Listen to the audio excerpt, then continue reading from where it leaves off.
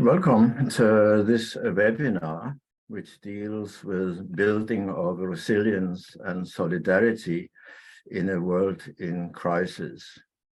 My name is Ole Petersen. I'm the Vice President of Academia Europaea, and on behalf of Academia Europaea and SAPEA, Science Advice for Policy by European Academies, it's my pleasure to introduce and chair this webinar. It's very topical, no question about that. I'm a biomedical scientist, so as such, in principle, far away from the ethical considerations, but I'm also an editor of a journal, and as such, I have to write a number of editorials.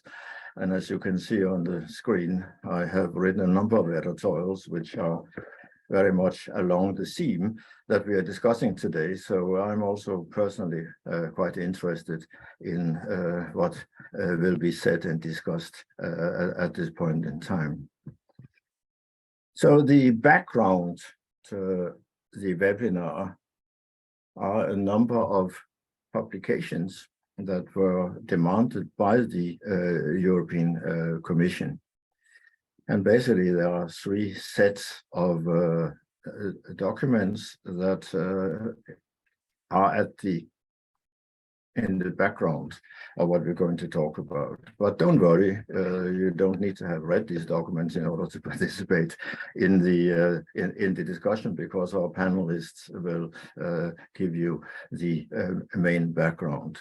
But basically, the European Commission requested a comprehensive EU strategy, policy, and operational framework for crisis management.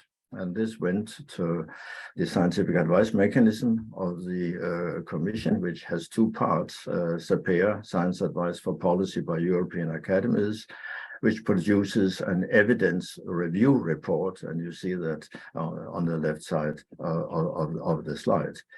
This informs the group of chief scientific advisors at the Commission to provide a scientific opinion, which on the basis of the evidence provided by SAPEA gives specific opinions and specific suggestions as to what should happen to the Commission. Because ethics is such an important element in crisis management, in this case, the Commission also requested a report from the European Group of Ethics, which you can see on the right side of the screen. So this is the background to this webinar. We are very lucky to have a very distinguished panel with us today, four eminent speakers. And they will speak in the sequence indicated on this slide. So we start with Barbara Prainsack, professor at the University of Vienna and chair of the European Group on Ethics that produced the third document I talked about before. We will then hear from Professor Ortwin Renn, who was a member of the SAPEA working group that produced the evidence review report that I just mentioned. This will then be followed by an intervention from Professor Nils-Eric Sahlin, who is Professor of Medical Ethics at the University of Lund and is a Vice Chair of the European Group on Ethics. And last but certainly not least, we will hear from Professor Sigrid Graumann, who is rector of the Protestant University of Applied Sciences, Rhineland-Westphalia-Lippe, and professor of ethics at that university, and who is a member of the German Ethics Council. So after these four presentations, we are not going to take questions after each of these, but after the four presentations have been carried out, then we will have a question and answer. So please put your questions into the Q&A box. I would urge you to make the questions relatively short and concise, really, because it's difficult if there are a lot of questions coming up and to read a very long essay. So much better to make a short question. It increases the probability that your question will be taken. So put everything in the Q&A box rather than in the chat box. because it's difficult to look at several different boxes at the same time for me. So I will predominantly just look at the Q&A box. So in order not to delay things and give a bit more time to what is really important, namely the presentations by the panel members, I'm very pleased to give the floor to Professor Barbara Prainsack, Chair of the European Group of Ethics. So I will stop sharing my screen now, and the floor is yours, Barbara. Thank you very much, Ole. And thank you to the organizers for bringing us together. As Ole mentioned, I have the privilege of chairing the European Group on Ethics, who published one of the documents that was handed over to the Commission in November. And my colleague, Nils-Eric, who is the co-chair of the European Group on Ethics, will talk about some elements that are very important in all three of the documents, namely the need for good evidence, the need also for good communication, and the need for good data. What I want to highlight in my first input statements is the role of values. So values is something that is sometimes dismissed, especially in crisis situations, because people rightly think, well, we need to make decisions under great pressure. There's a lot of stake. We don't have time to worry about values. And that, we believe, is a very fateful assumption and a wrong assumption. So as any policymaker will know, most of the problems that policymakers deal with cannot be answered merely on the basis of information or data. Whether we put cost ceilings on energy prices, or whether we spend money on insulating public housing so that they can save on energy consumption, these are not questions that can be addressed or solved merely by referring to information, data, and evidence, but values ultimately guide which of the policy options we as societies choose. And our argument in the statement is that making explicit those values is not only important in democracies, but it also has practical value in the sense that when you make the values underpinning policy decisions and strategic crisis management explicit, then you open up those values to scrutiny. Then people can maybe disagree with a particular position, but at least they feel that there's transparency around why this option was chosen over another. So it's a very important thing to do in a democracy, and it can also, which has been a problem in the COVID crisis so far, it can also create support among people for strategic crisis management by policymakers. One of the values that we foreground in our statement, the European Group on Ethics foreground in our statement, is solidarity. And we don't do that because we think it has worked particularly well in recent and ongoing crises. So to use the COVID crisis as an example, empirical research shows that in many countries in the world, people have considered solidarity as a stick to beat them. It was something that was mobilized to ask more and more of people, be tough, comply with measures, and so on and so on.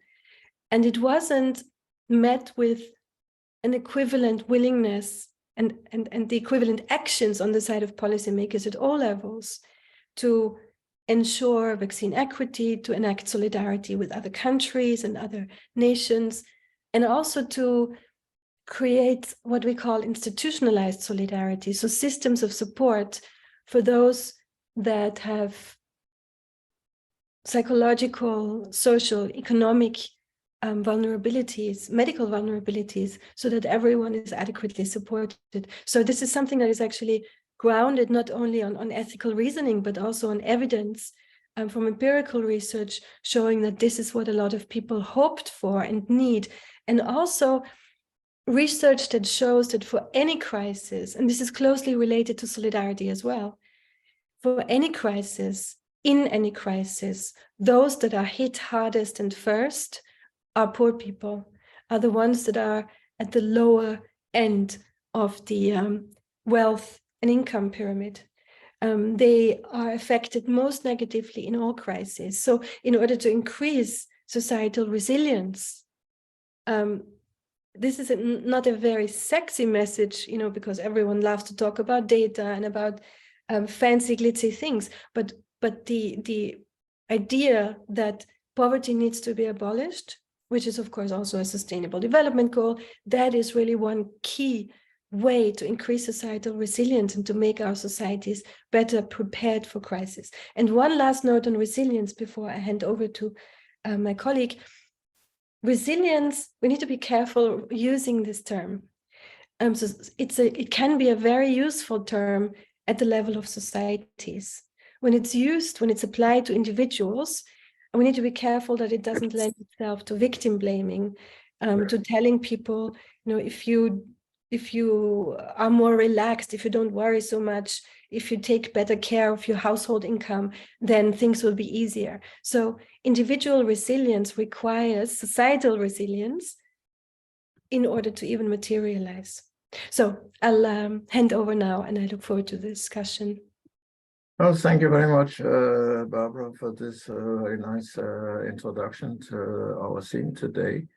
And I think without any further ado, we will move on to Ortwin Renn, who has joined us now. Ortwin is Professor of Environmental Sociology and Technology Assessment at the University of Stuttgart, and was a member of the SAPEA working group that I mentioned that produced the evidence review report. So Ortwin, the floor is yours. Yeah, thank you very much, Ola, for this very nice introduction. Thank you also, Barbara, for already giving the arena for this very important discussion on the various values, but also criteria that should lead us in terms of crisis management.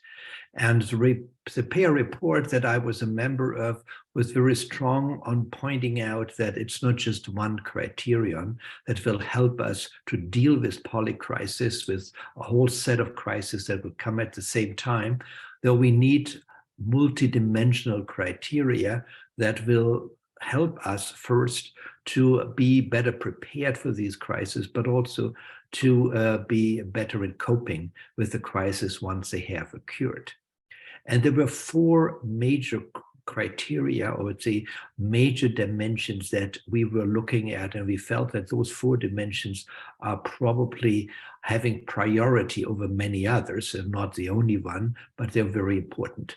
And these four criteria are these measures that we take in order to deal with crisis should be effective, efficient, resilient, and fair. Those were the four major dimensions that we came up with. And I would like to go into each of them just in a few sentences. When we talk about effective, we mean that the measure should do what it's supposed to do. And that seems to be trivial. But when we think about very complex systems, it's not trivial at all. We can find out that sometimes things that seem intuitively right and very effective don't do the job. And on the other hand, we can see that things that seem to be far-fetched are probably much more effective than others. So we need very good interdisciplinary science to make sure that things are effective in a complex world. That's not so obvious as it sounds, and it takes sometimes very good scholarship to find out what's effective and what's not. And we need to know that more or less in advance rather than after the fact. The second point is efficiency. And I think at this point we have almost an empire of efficiency thinking. All of our kind of economic situation is based on efficiency.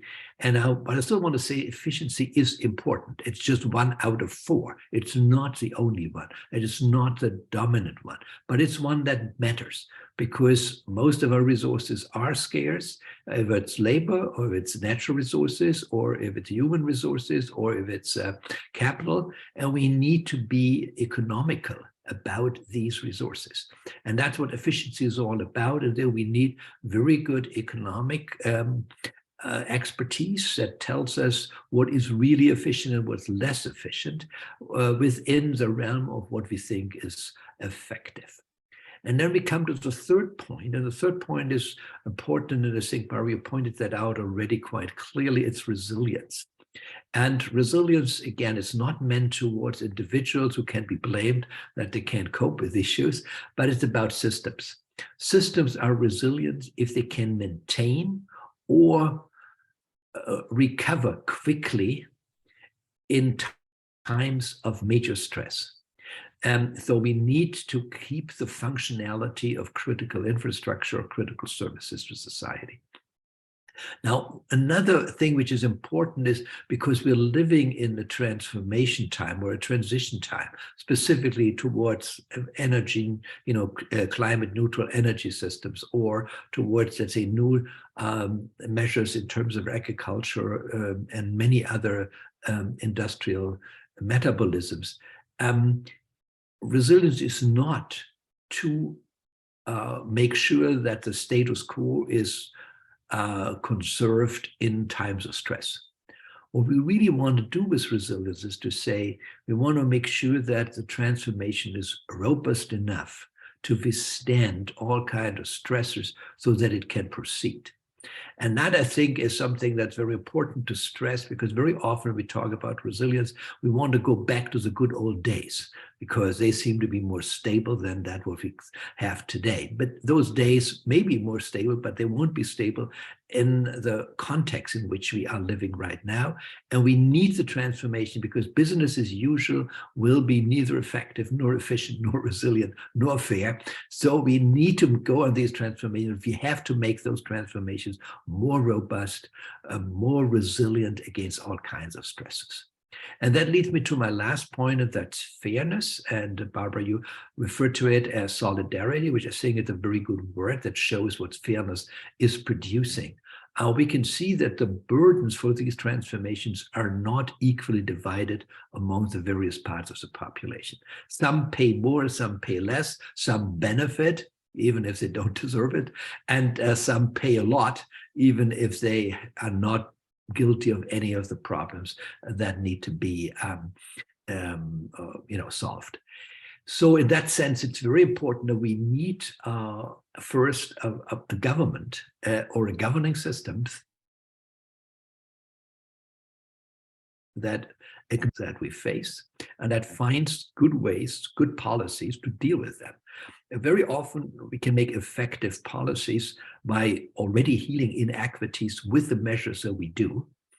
And if that's not possible, then compensation is something that you need to do. But if you don't need to compensate, it's even better. But that means that you have to be very intelligent and very clever in designing the right policy measures that will not benefit only the rich, but also the poor, and that will, trying to overcome inequities as much as possible. That is only, I think, feasible in a democracy if people feel obliged to solidarity. If people feel obliged that only their own income, their own benefit is the pivotal criterion on which they act, then we have a hard time, because then those politicians will not be reelected. So we need to also disseminate something like an atmosphere of fairness and solidarity, which I think it's out there, but it also needs to be incited. It needs to be promoted to make sure that what people feel about inequitable sharing of burdens and benefits is something that matters to policies, matters to everyone, and even matters to those who would benefit otherwise. And I think if we go that route, I think we can much better cope with many of the crises that we face right now. And with those four, it's not that much. The four dimensions that I mentioned, being effective, being efficient, being resilient, and being fair, we can definitely move ahead much better than we have done in the past. Thank you very much. Thank you very much, Ortwin, as always, very incisive and helpful. So let's move on to our third speaker, Professor Nils-Eric Sahlin, who is Professor of Medical Ethics at the University of Lund in Sweden, and who was, as already mentioned, Vice Chair and is Vice Chair of the European Group of Ethics. So Nils-Eric, the floor is yours. Thank you very much. I'm very glad that this meeting was organized, and I realize now that the title of what I'm going to say is actually more or less the title of a paper that Ole Petersen has written. I'm sad and I say I haven't read it, but Science and Scientific Advice in a Time of Crisis could be the title of this short presentation. And Ortwin Renn triggered me on a number of points here, because Barbara Prainsack said that values are important, and that is our key message. And the 4 dimensions that SAPEA's report is excellent, and I looked at it yesterday, and values are mentioned throughout the report, but it's not always said which values that are important here. And if you look at these dimensions that were mentioned, effectiveness, efficiency, resilience, and fairness, they're all value-laden. We can't say that we should be efficient if we don't think about the values behind it, because it can mean so many things. And resilience too has to do with the values. Fairness, of course, you all know that it can mean that we all get the same chair, or it can mean that we spend the money on those who are in greatest needs. 2 different things. But what I wanted to point out or emphasize with 2 of our recommendations. And as I'm from Sweden then, and you probably read, those of you who have followed the COVID crisis or the pandemic, that Sweden took rather different decisions from other countries, and it has been much debated why were the decisions taken, etc. And we didn't lock down when other countries around us locked down, and we had another slightly different view on vaccinations of children, etc., and how we treated the elderly. And these are decisions taken in a situation to begin with the COVID, when we didn't have much knowledge, much evidence, much scientific evidence, but decisions had to be taken. And then later on, we had these much better scientific evidence to form our decisions. And pointing out is that the difference between how countries took decisions and made recommendations are, of course, based on 2 things: scientific knowledge, and values. And the values are important here. You can never make a recommendation without values. One thing we have, it has been shown that in the United States during the Ebola pandemic, they interviewed the citizens, the public, and asked them what they wanted. And what they wanted most of all was facts, not spin. They wanted scientific facts, not political spin. And this is, of course, important because maybe you can not give the public the facts because we don't know. COVID was a type of virus we hadn't seen before, and there were many, many questions. So we have to be open also with what we do not know. We can't present facts that are not there. And another thing that is present in SAPEA's evidence report, and was present already in another report that Ortwin Renn took part in, Making Sense of Science, is the complexity. When we have complex situations, complex decisions to take. There are many different risks at the same time. Then it's very, very difficult to take decisions. It's far more complicated.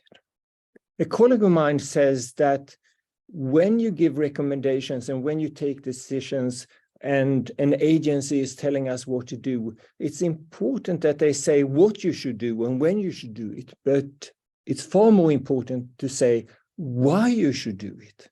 Because when you say why, explain why, you also say on which values the recommendation is based. So with this as a background, partly a background, we have two recommendations in our statement. And first one is that communicating research, that communication, we need to do it in a transparent way, we need to do it honestly, and we need to do it fairly. This is extremely important if we want to build trust. That's one of our recommendations. I think this is utterly important, and we have a lot of codes on research integrity and how scientists should behave, but most of these codes do not have a recommendation or does not tell the scientists how to communicate. I think this is something which could be added to, for example, the European codes on research integrity. Another recommendation we have is that, and this is of course because decisions are value-laden, we can't take decisions without values, and risks are also value-laden, is that the values upon which decisions and recommendations are based must be made clear by agency, policymakers, politicians, etc., in order to gain public trust. This is, I think, an extremely important recommendation. And I don't know what your experience is, but my experience is that we forgot to do it during the COVID crisis, and we should remember this and try to do it better next time, because there will be plenty of crises in the years to come, sadly. Thank you. Thank you very much, Nils-Eric. There's a lot of food for thought there, which we will undoubtedly come back to in the discussion. But just now we will move on to our last speaker, which is Professor Sigrid Graumann, who is, as I already mentioned, the rector of the University of Applied Sciences, Rhineland-Westphalia, Lippe, and who is a member of the German Ethics Council. So without any further ado, I would like to give the floor to Sigrid.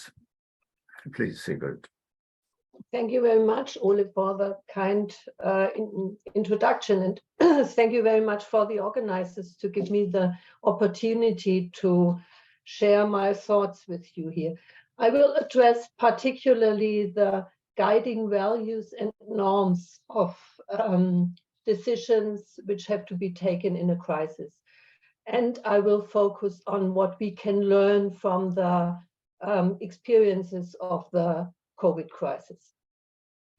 In the COVID-19 pandemic, freedom rights and health protection were often addressed as opposites. I think that was nearly everywhere in the world like that.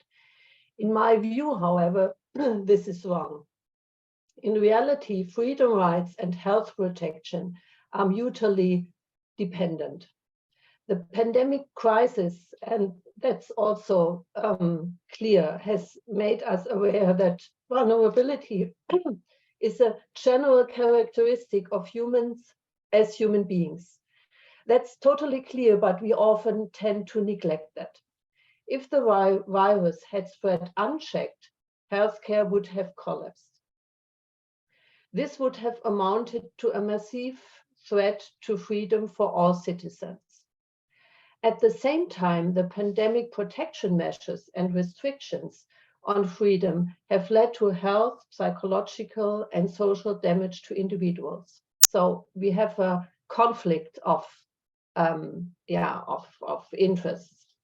However, it has also been shown that the degree to which people were affected by both the threats posed by the virus and the threats posed by the protective measures were distributed very unequally.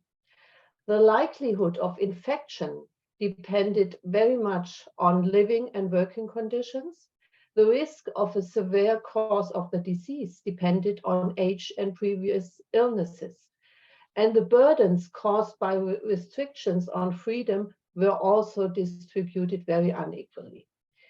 We call that in the statement of the German Ethics Council, these individual very different vulnerabilities pose a major challenge to our understanding of freedom, solidarity, and social justice.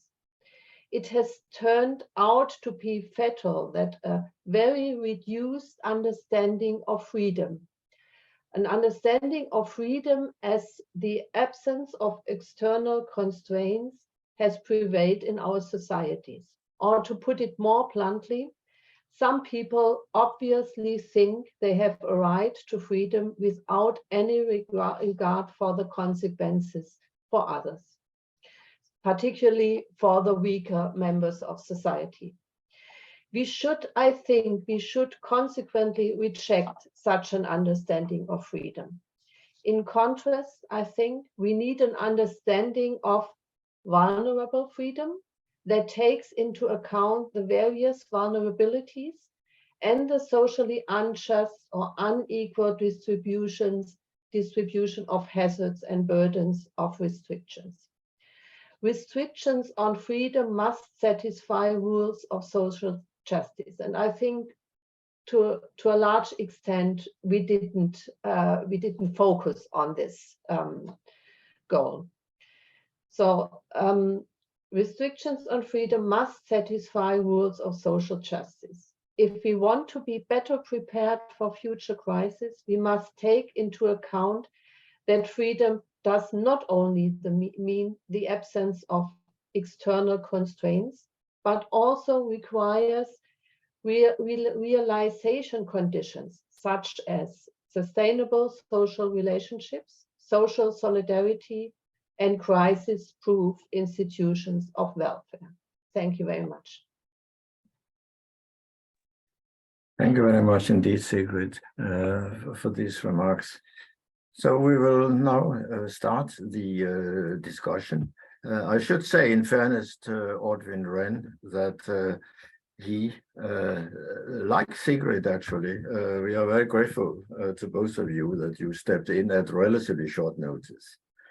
And so if you think it is bad that Ortwin Renn had to leave now, you have to we have to remind ourselves that he was engaged, like Sigrid, in the very last moment, and obviously had other commitments. So I just offer that as explanations why we don't see him. So we, as usual, don't have many questions at this point in time. But I think I would just like to take a few remarks before we open up, and I may also have some questions. So it's clear that we have, in a way, two different kind of narratives today here. On the one hand, we have from Ortwin Renn the more, shall we say, data-driven scientific aspect of the current crisis situation, whereas the other three speakers were more on the ethics. But as such, the webinar is pointed very clearly at the ethics dimension. So in that sense, it is fine that we focus on that part. And clearly, as has been expressed by all of you, values are critical to that discussion.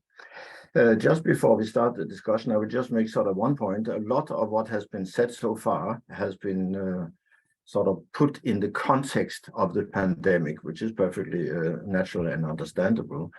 However, as many of you have also mentioned, it's not the only crisis that we have at the moment. And I just noticed that nobody actually has so far mentioned the Ukraine crisis, which in many ways is at the moment quite critical in terms of many decisions that have to be made, and where a lot of the same points could be made, namely that the people who are at the poorer end of the socioeconomic spectrum are obviously suffering more from a result of the Ukraine crisis than many others. And again, the Ukraine crisis, I think, the way I see it, comes up with many serious dilemmas of an ethical kind that we also may want to take up. But I see that Barbara has her hand raised, so let's hear from Barbara. Meanwhile, I will have a look at the Q&A box. So, Barbara, please. Thank you, Ole.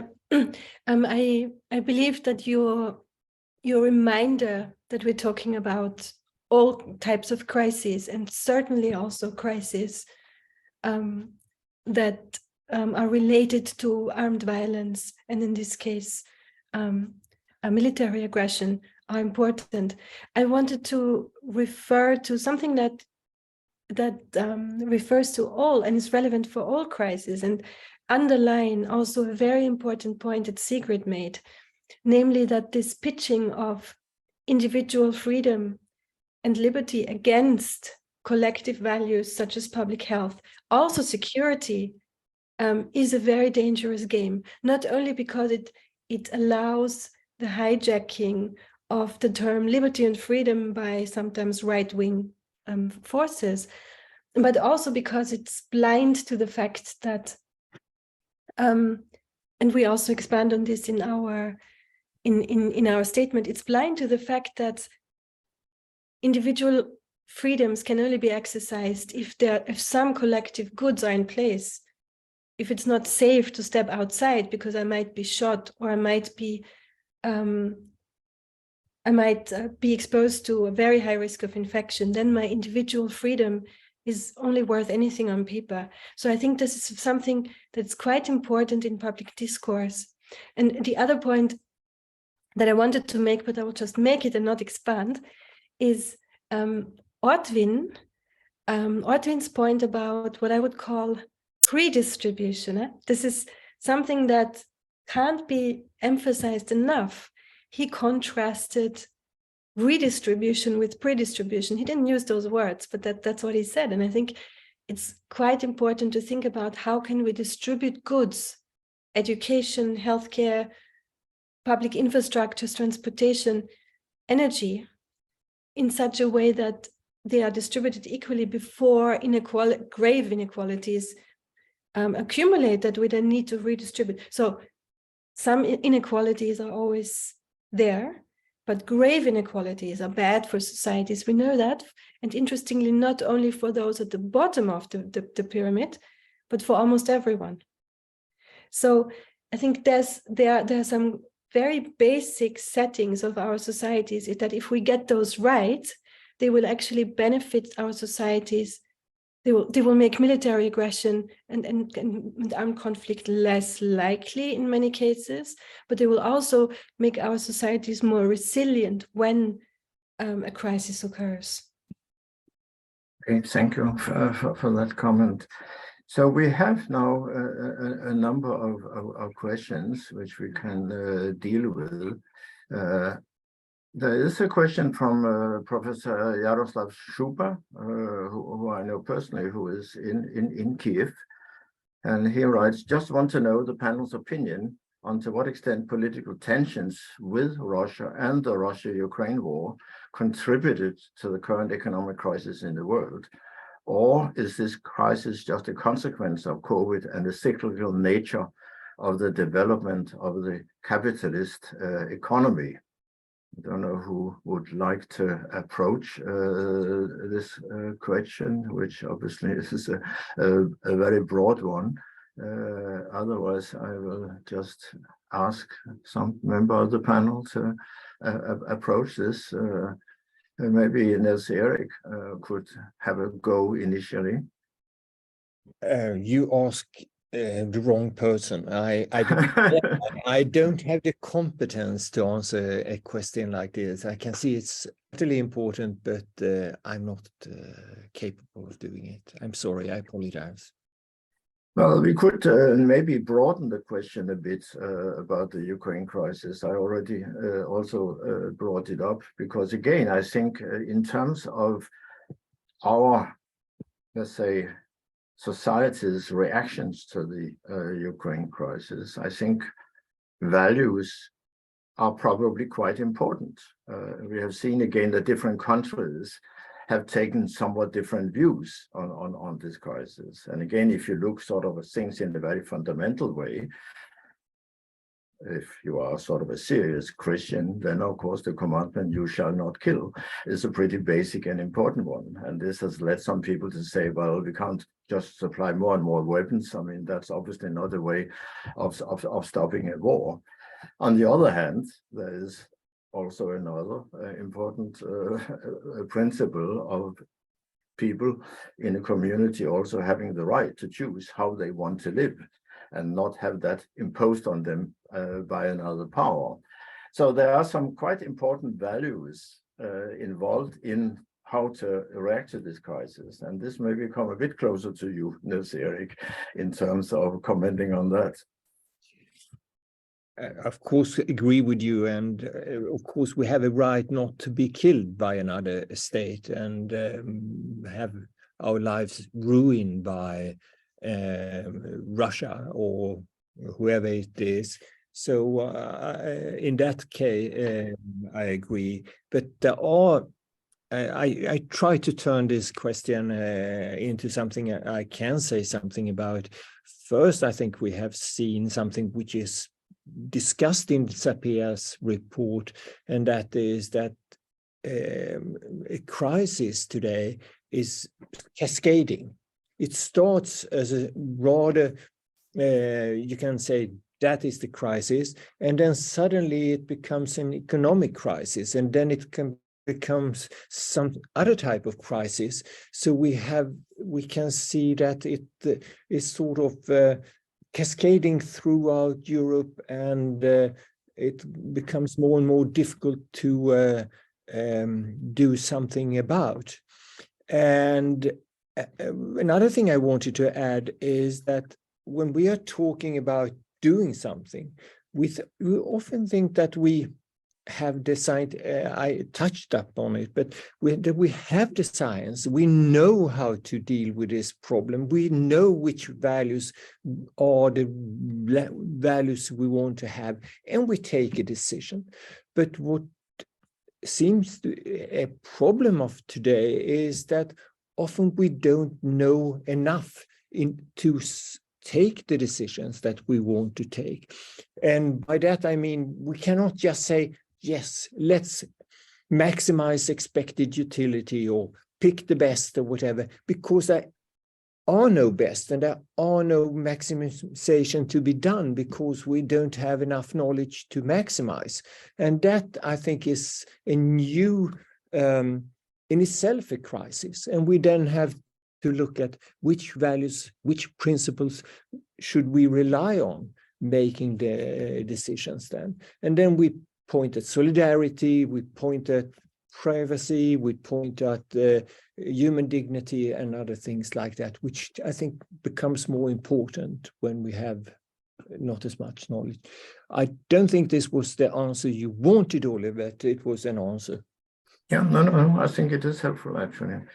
I mean, one thing maybe which is fundamental to all of this, and which actually I would like opinions from everyone on the panel, is actually, it has repeatedly been stressed during the presentations how important values are, and that they actually underlie also many aspects that we may not necessarily immediately associate with values, but actually that values come into all of the different categories that Ortwin Renn mentioned.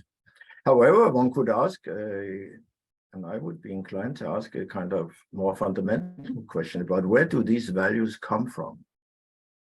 And so if we are sort of asked about what is the basis of these values, where do they come from? And obviously different members of society would have different answers to that. A Christian would say, well, I mean, it's very clear our values are actually enshrined in much of what is written in the Bible. Other religious societies would have others.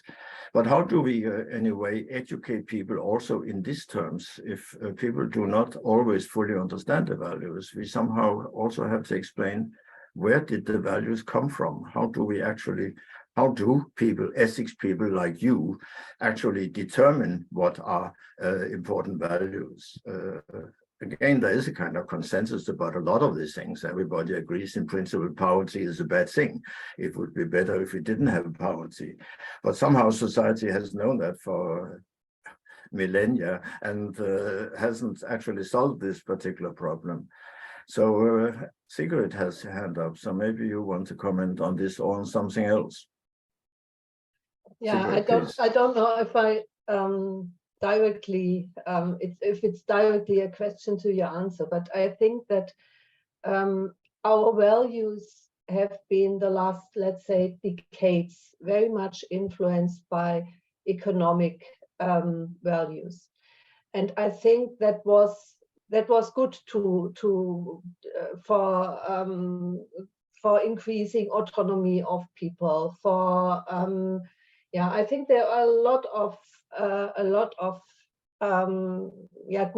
good things we got from this economic influence. However, there are the problems we are facing now are, I think, we have to rethink some of these values now. And one point I think is that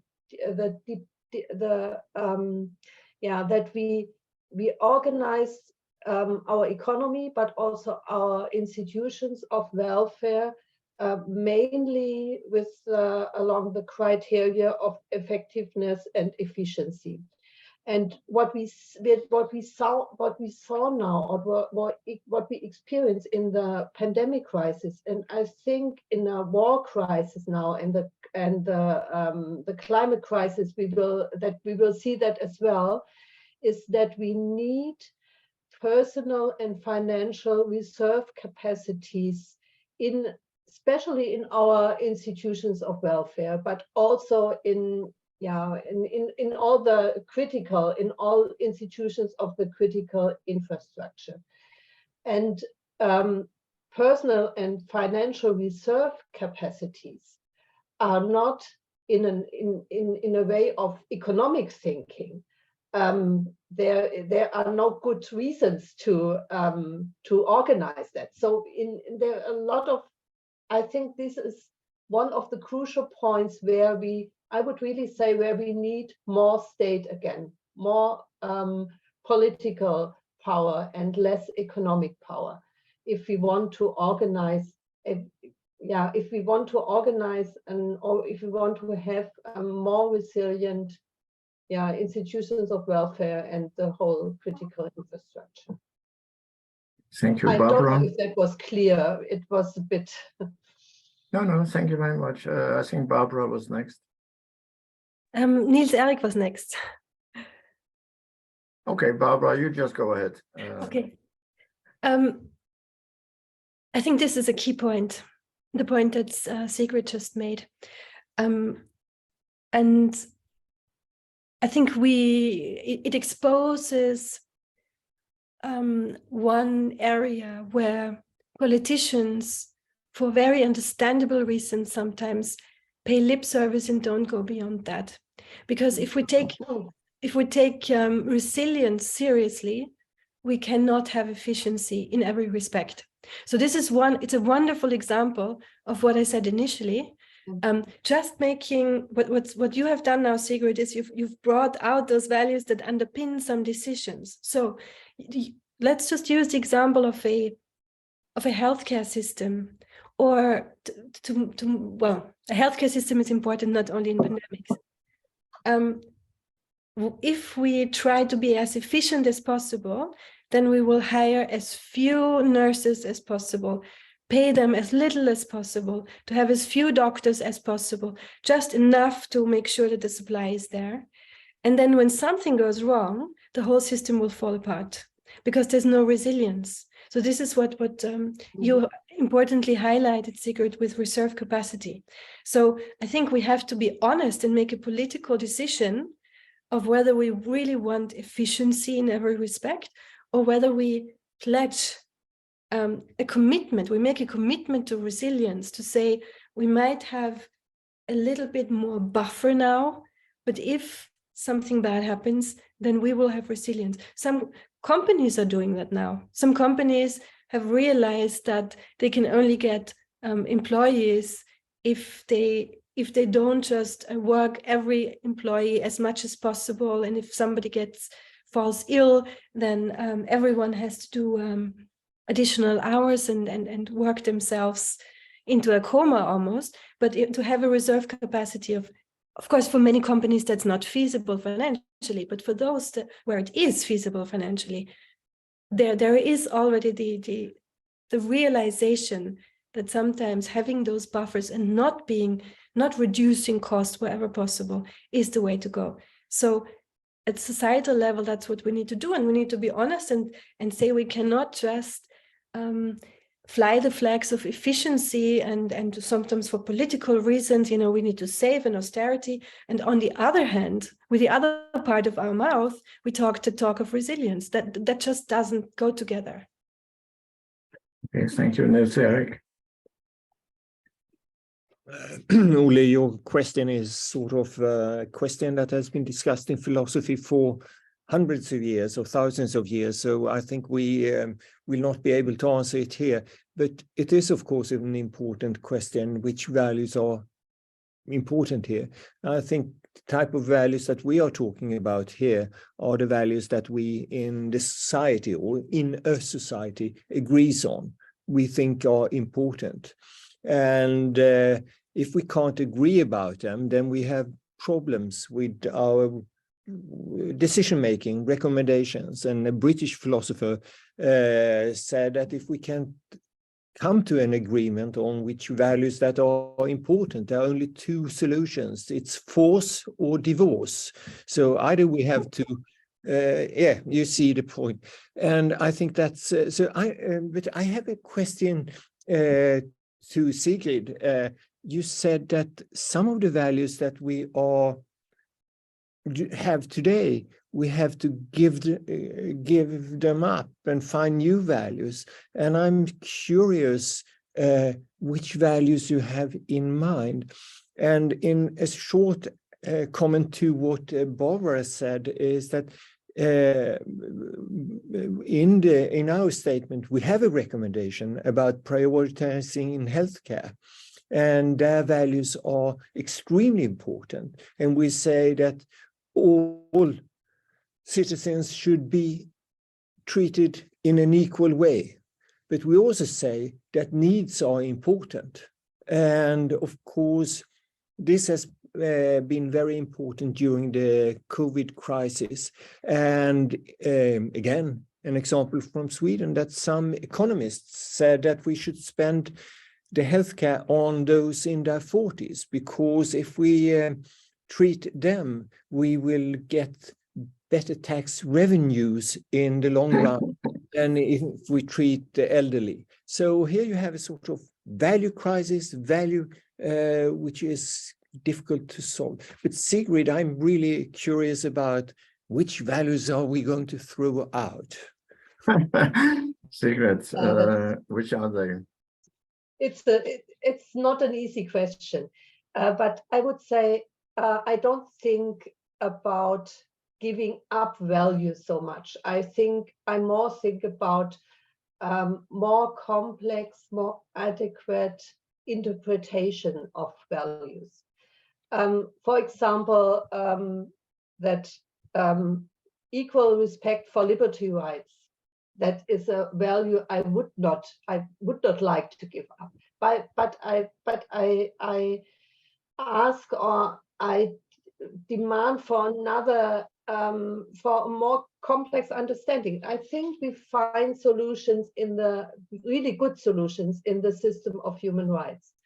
If you look, for example, to the UN Convention on Children's Rights, or on the rights of persons with disabilities, you find a system of true, inclusive, and universal protection of human rights. And that means it's not so difficult. It just means that equal respect for liberty rights and political rights is only possible equal respect is only possible if you look at if you also focus on on people who need social help and support and care to exercise equal rights, equal liberty rights. So for example, if you have the right to access to a building and you have chairs there, a person with a wheelchair cannot access the building. It's really, but if you organize support and care, or if you organize a reconstruction of the building that you have no chairs but a ramp, then the person can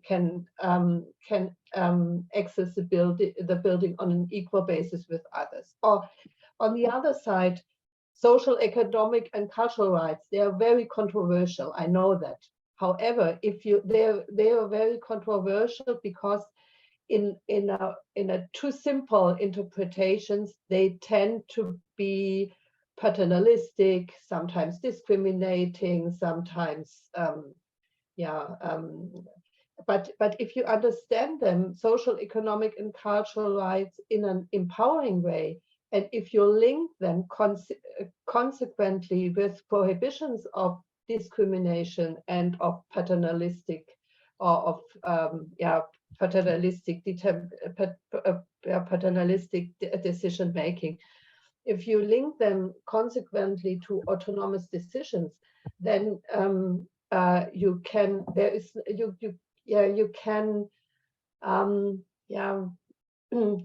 you can overcome this opposition of cultural, social, and economic rights on the one side, and freedom, liberty rights, and political rights on the other side. So, and I think that we have the sources for a more complex, a more adequate interpretation of the values which are so I just want to say, I don't want to change the values, I want to interpret them in another way. There's only one value I'm really a bit suspicious. That's the value of independence. That is one of the very important values of liberal societies, is independence. And I think, this is a, if we make our vulnerability conscious, then we have to reject this value of independence in a, you see, I'm not totally clear here, but I think the focus is too much on independence. So we have to, we cannot, we should not neglect dependencies which we cannot avoid. We have to find policies that these dependencies are not turned into paternalistic dominations. That's mainly what I think about that. Okay, thank you. Now, in this context, I want to bring in a question which is somewhat related to this, but also I think gives a slightly new twist to it, which I think is important. So this is from Barbara Giovanelli. The first part, I think, is very straightforward. Is that solidarity and other values are often used without a deeper reflection of what they could and should mean, or actually abused in utilitarian ways. But I think the next part is a really important one, which I would like the panel to address. What do you think is needed for there to be more societal dialogue on values and sincerity, wholeheartedness regarding their use by those in power. I think that is an interesting element, because values cannot only be something that is discussed by experts in ethics. It needs to have a resonance in this. So what can be done to have more societal dialogue of a real important nature on values? And I think it would be good to have the answer from each of the panel. So I see Barbara has her hand raised. Please, Barbara. And my hand was still raised to fly, to fly the flags for independence as a value. But I will answer your question, Ole, and actually Barbara's question. Please allow me to say one sentence about independence.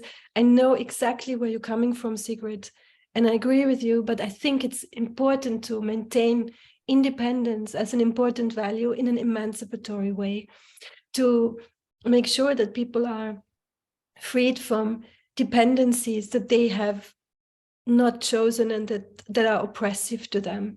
So this is for independence, for example, is one reason why in many countries certain rights are enshrined as individual rights and not just as a charity thing that somebody might give you or not might give you. So in that sense, I think it's still remaining an important value. And maybe that's part of the answer also to Barbara's question. So I'm under no illusion that political and public discourse is not going to turn into a philosophy seminar, and it shouldn't. But at the moment, many problems of our society come from a lack of reflection on what the underlying assumptions and values are that underpin certain policies, especially also economic policies. So if we collectively, this would be a kind of hope. I don't know how realistic it is. If we sometimes thought, okay, what is the role of money in our society? Money is clearly important, but so to use the old Keynesian argument that in some contexts it alienates us from what makes societies flourish. What is the value that underpins our current labor market? What are the values that lead to practices that cause environmental damage and have caused the climate crisis? I think that would be very important, because it will then help us to act differently. And I think it will have to happen to some extent. So, and this is something for all of us. I have my own biases, of course. Let's challenge some of the things we don't normally question, the things that underpin our practices that we don't think about anymore. And actually, one last sentence, this has happened in the pandemic for many people. When they had to interrupt their practices, that's exactly what they did. They thought about, why am I doing this? What are my values? And this is why they don't want to go back to their old place of work, or they don't want to do X, Y, Z. This is already happening, but not in the public domain. Sigrid or Nils-Eric, maybe Nils-Eric first and then Sigrid. I think it's an just excellent question about how we promote the discussion about the values, and it is difficult, but I think that we have to do it because we are facing not just crises in society, but we have also possibilities like gene editing, artificial intelligence, and there are numerous of serious values that we need to discuss, but it is very, very difficult to get such a discussion going on in a good way in society. But I think that this webinar and that SAPEA and European Group of Ethics there's a beginning of collaboration, maybe some sort of discussion here, and that this must be broadened, and it's very much up, I think, to our politicians to promote also value discussions, not just promote that scientific knowledge is spread to to the high schools and the other places, but also that when they do it, they make sure that the values underlying the science and that the sciences and the use of the science can result in difficult questions and decisions. It also has have to be discussed here. So I think that the question is just at the heart of what we are talking about today. Okay, thank you. Sigrid? Yeah. First of all, I want to answer to Barbara. That's exactly what you said about dependency. That's exactly the the point where I have doubts. On the one side, on the other side, I try to put forward or to focus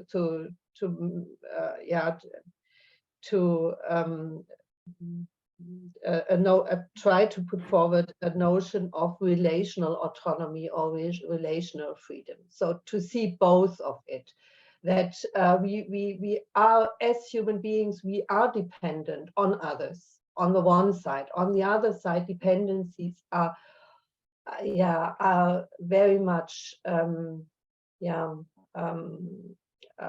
influenced by power relations, by traditions, by injustice, and so on and so on. And we have to, let's say, we need autonomy on the one side, but we need also to be aware of the dependencies which are which go along with autonomy, and you cannot have autonomy without that. That's one point I wanted to make. And the other point, to the question of the lack of reflection on values in our societies. I don't know if we really have a lack of reflection. However, we have, I think we have more a fragmentation of discussions in our society, and we have not enough spaces where we can really, where we can engage the different groups of society in discussions. So we have, for example, in Germany, we had during the pandemic, we saw that there were a lot of discussions going on in the social media in all languages we have in Germany, but for example, our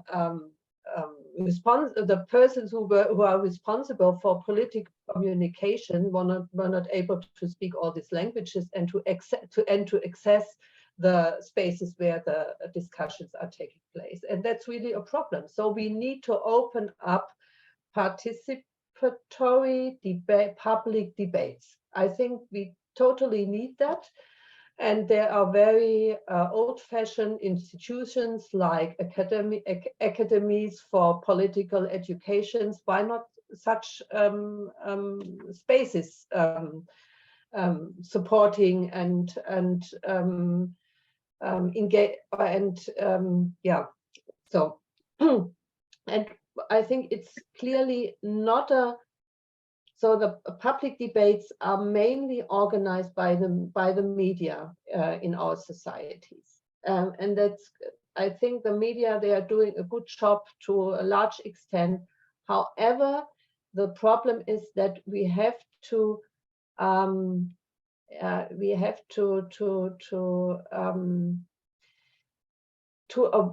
try to avoid or to combat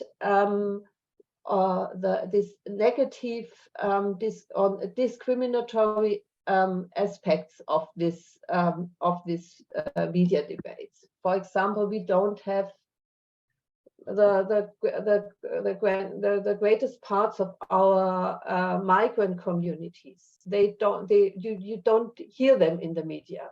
You don't see them in the media. You hear them only if we have problems at New Year, that policemen are being attacked. Then we are talking with the migrants in our cities, but not in when it was about the consequences and the side effects of pandemic measures, which were very hard and very difficult for many of our migrant workers, the families who are living in certain parts of the cities. Nobody had the idea to talk to the people about these questions. And so I really think that it needs conscious and consequent engagement in public debates. And there is this a kind of public responsibility to organize such debates. Okay, thank you very much. I think here it's sort of towards the end of the seminar. I would, in a way, like to come back to one point that Ortwin stressed very much, and that is the question of efficiency. So efficiency could also be regarded, in my opinion, as an important element, even in impinging on certain values. Clearly, we have to make a lot of decisions about what to do and what not to do. Every time you decide on doing something, you're also, because of the limitation of resources that Ortwin talked about, you're also deciding not to do something else. And so we have, in a sense, almost an ethical duty to be efficient, because otherwise we are wasting resources, which will make life worse for lots and lots of people. And in a way, we lack a little bit debate about what the future will actually look like. If you look at the quite influential books by Yuval Harari, where he paints, of course, a quite intriguing picture of some of the developments that may happen over the next decades, then there's a question whether we are preparing actually society to be resilient in terms of thinking about all these new developments. For example, I mean, in the UK, we are debating very much there's a lack of doctors. We need to educate many more. And this could be regarded as a very ethical thing, which would help many poor people. However, if algorithms actually, as some people suggest, will be much better at making diagnosis than medical doctors, then maybe we don't need masses of new medical doctors, which are very expensive to do. And we might actually need more nurses, because that's much more difficult for algorithms to deal with than to be a medical practitioner, and so on. And there are many, many, many other examples there, which, although they are mentioned in these best-selling books by Yuval Harari, they don't seem to be very much up in the general public debate.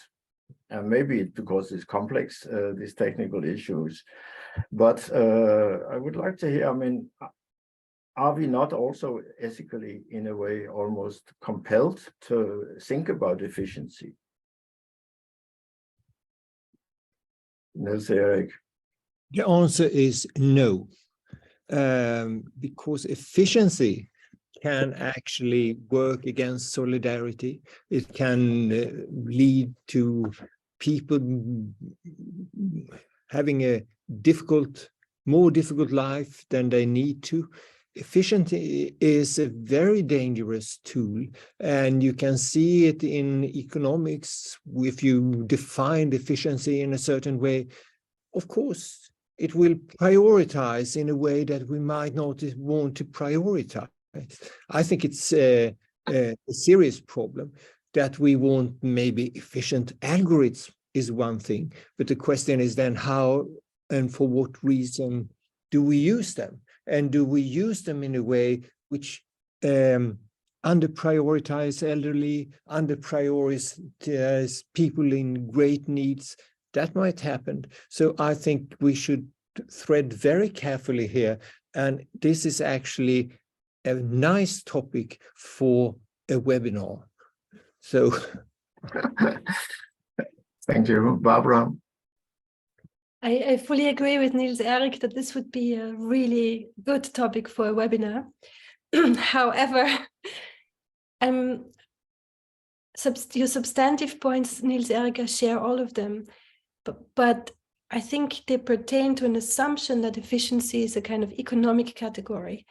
And I think we need to define the goals and make explicit the goals that are the reference point for efficiency. So if efficiency is a kind of social efficiency, an allocation efficiency in terms of fairness, then I have no problem with efficiency. But I fully agree with Nils-Eric, the kind of fetishization of the efficiency idea, which is often tacitly assumed to be cost efficiency, is very, in many contexts, incompatible with resilience of complex systems.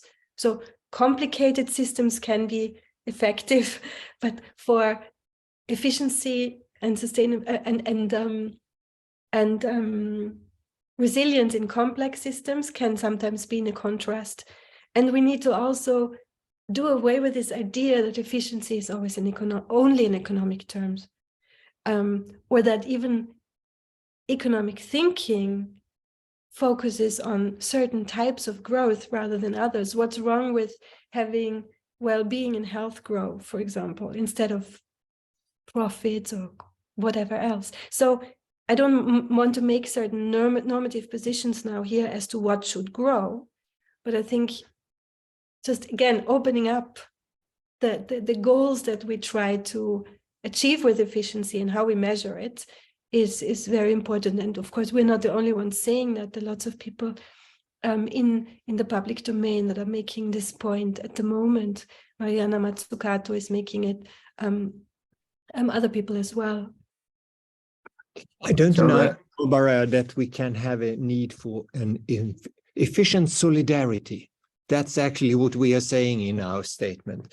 But I think that's another thing than what you think about, as you say. So I agree with you fully. So there's the last question that just came in is a bit related to this. So Dirk Helbing writes, efficiency is a quantitative goal. Quality of life is a qualitative goal. Solidarity needs empathy, care, and love. A quantitative, data-driven approach may be quite limited, perhaps misleading. Don't know whether anyone wants. Sigrid had her hand up in any case, so maybe you also want to comment on this. Yeah, that fits very well with what I wanted to say more early. I think I have no problem with efficiency if efficiency is linked to transparent values. Then I have no problem. The problem is only if we understand efficiency only quantitative in an economic way, and then it means as fast as possible, as cheap as possible, as many people are served as possible, something like that. And that's not what we. Then I think efficiency is indeed misleading. However, if we make priorities clear and the values, the underlying values clear, then I have no problem with efficiency. Then it's an important, I think I would say it should not be a criteria at the first place, but at the, I would always say that the values have to be at the first place and the efficiency then at the second place. Yeah, I realize that the word efficiency probably can sort of sound very nasty and capitalist in the eyes of many people, but I do think that Ortwin had an important point in finding out that efficiency actually is important, because it actually means a great deal to society whether things actually work well or not. So I think the word may have different connotations for different groups.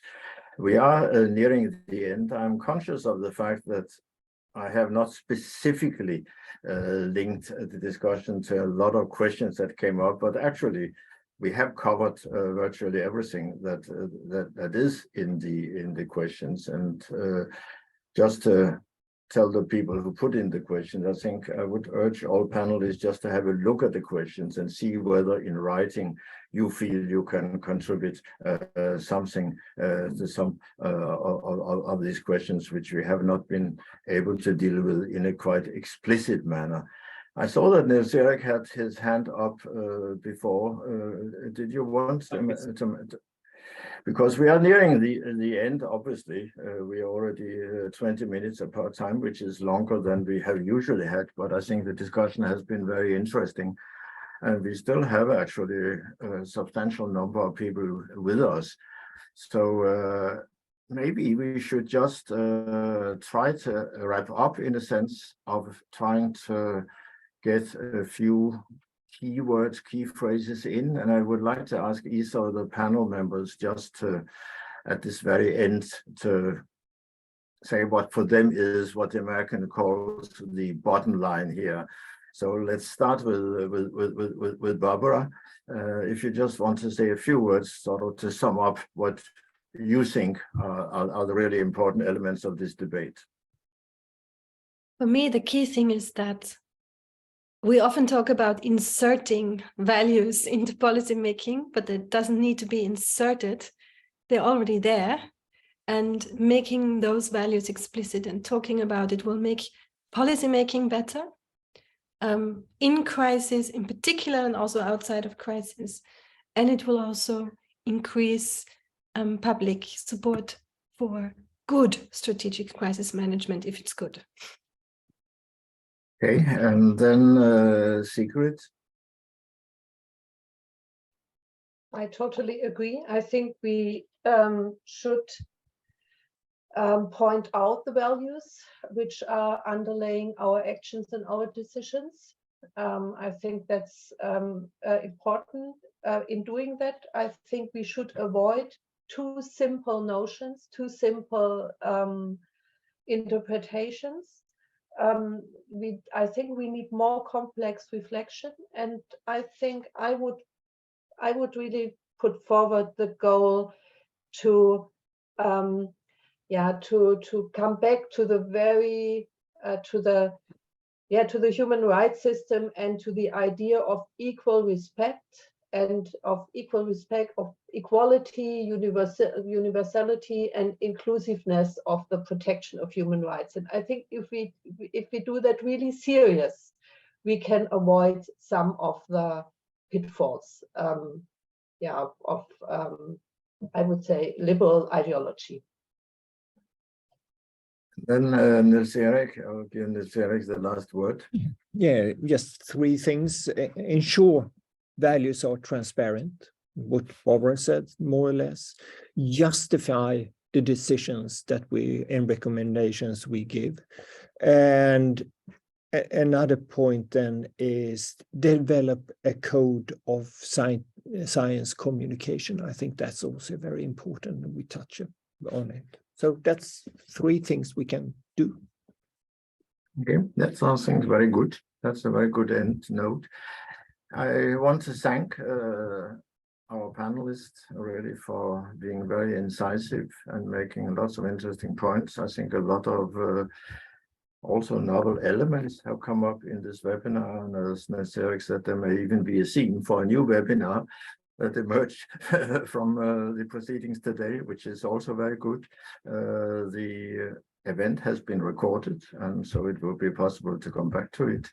And we may all have a look at the questions and see whether there are certain aspects of the questions that we didn't quite cover, and we may be able to answer those. So I want to finish now by thanking, and I also want to thank, of course, all the staff at the Cardiff Hub who have underpinned this whole arrangements and made sure that everything technically has worked, and also making all the preparations for it. That is obviously an essential part of a successful seminar. And thank you also for all the many participants who are still here 23 minutes after we should have been finished. We still have more than 50 people with us, which I think is quite remarkable and indicates that the discussion actually has been valuable and interesting. So I close the seminar now. Thank you very much. Thank you. Thank Bye-bye. you. Bye. Thank you, Ole, for fantastic sharing. I'm not going to say efficient. Thank you. Okay, thank you. Bye.